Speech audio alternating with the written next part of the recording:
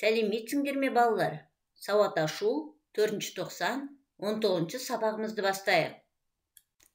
Бүгінгі сабағымыздың тақырыбы ұлттық тағамдар мәтін деп аталады.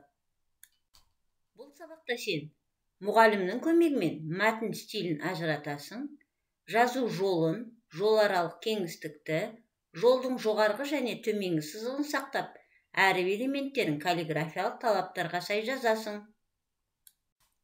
Балалар, бүгін біз мәтін туралы тақырыпты тиянақтаймыз. Мәтін туралы не білдік? Дұрыс айтасыңдар балалар. Мәтін белгілі бір тақырып аясында жазылған бірнеше сөйлемдер жиынтығы. Мәтіндегі сөйлемдер бір-бірімен байланысады. Мәтін негізгі ойға құрылады.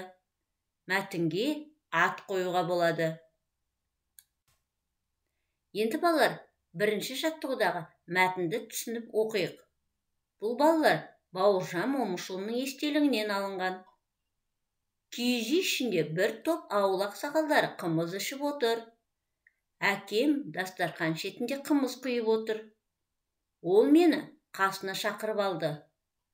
Аталарыңа сәлем беруді ұмытпа дегенім қайда? Деп сыбырлады.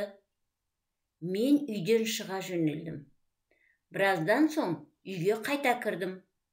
Ассалаумағалейкум аталар, деп амандастым. Әкем басымнан сипап, жарайсың балам, әдепті бала, солай істейді деді. Балалар, мәтін ұнады ма?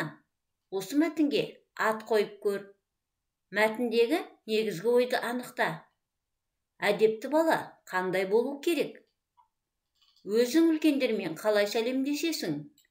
Сәлемдескенде қандай сөздерді қолданасың? Екінші жаттығу өлеңді көшіріп жаз.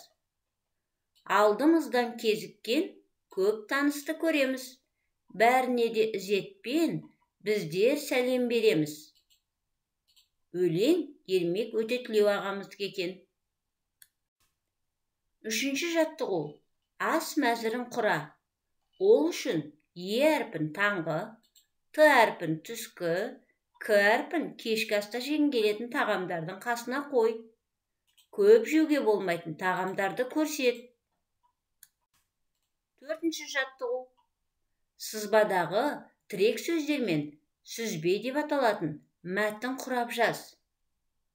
Бізге мынандай сызба берілді балалар. Сүзбе, ұйыған айран, дорбаға құяды, суын сорғытады, езіп қосады. Осы тірек сөздермен мәтін құрастырайық. Жарайсыңдар балалар. Енді жұмыс дәптеріміздің 19-ші сабағындағы 2-ші және 4-ші жаттығуды және шығармашылық тапсырманы мұқият, дұрыс орындайық. Жарайсыңдар, іске сәт.